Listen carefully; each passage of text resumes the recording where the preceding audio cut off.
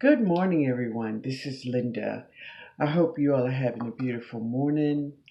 It is about 9 o'clock in the morning. I'm just getting home from church. I hope all is well with you. Yeah, we are. It's raining. And from what the weatherman says, we are going to be having rain from today till Friday. But that's our weather. Today I wanted to stop by and share with you all the history of the fish pepper. But listen, before we get started, if you are not subscribed to the channel, please hit that subscribe button and don't forget to hit that like. All right? So let's get started.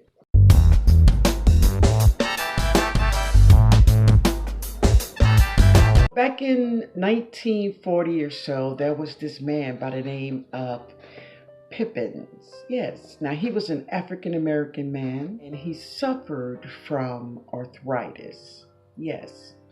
So he believed that if he would get stung by honeybees, that this will somehow ease his pain.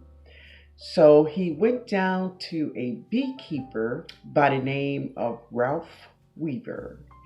And Ralph had bees. So Mr. Pippins told Ralph, I want these bees, but I don't have any money. But what Mr. Pippins did have, he had seeds.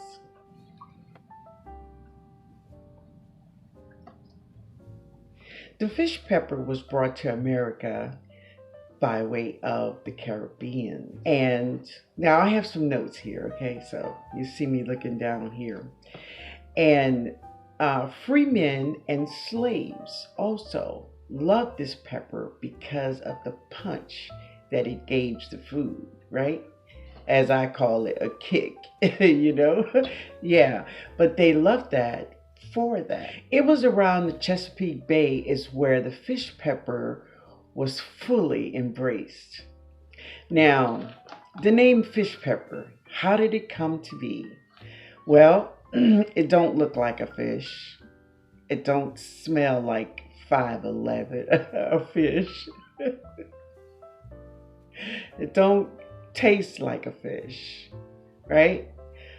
But the reason the name came about is because of the delicious flavor it brought out in seafood, catfish cuvion and crawfish stew and crab stew. Yeah, so I can imagine all of the wonderful flavors and dishes that I could cook with this fish pepper. Since y'all know, I didn't drop those seeds. So through the years, the fish pepper kind of lost its popularity. Just kind of faded out,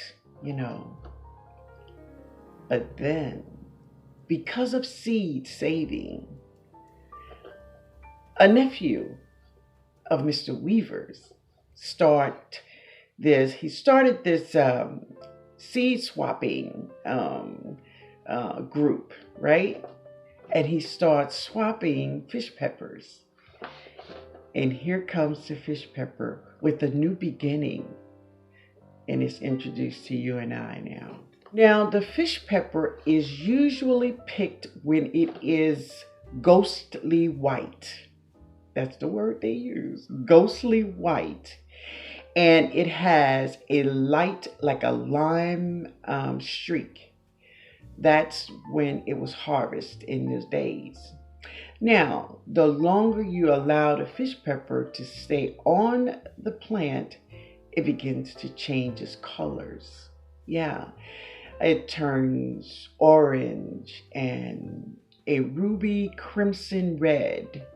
Yeah. Now they say on the Schofield, when it is white with the lime green, it is the heat of a jalapeno. Yeah. And when you allow it to turn red, It is the heat of a cayenne. I am so excited about trying this pepper, but I'm extremely happy that I have it. It's in my garden. The seeds are dropped, and I'm gonna take care of those babies. Yes, and I won't eat them babies. Yes. And I want to thank my friend Paula over there at Garden City Food Forest for sending me the fish pepper. Yes. But anyway, guys, I hope you all have a beautiful, beautiful Sunday.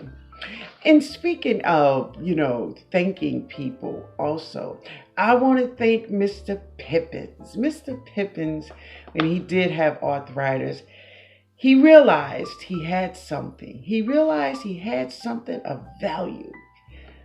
Just like we do. We have lots of things of value. And what that is we have seeds. Listen, guys, have a great day. Later, y'all.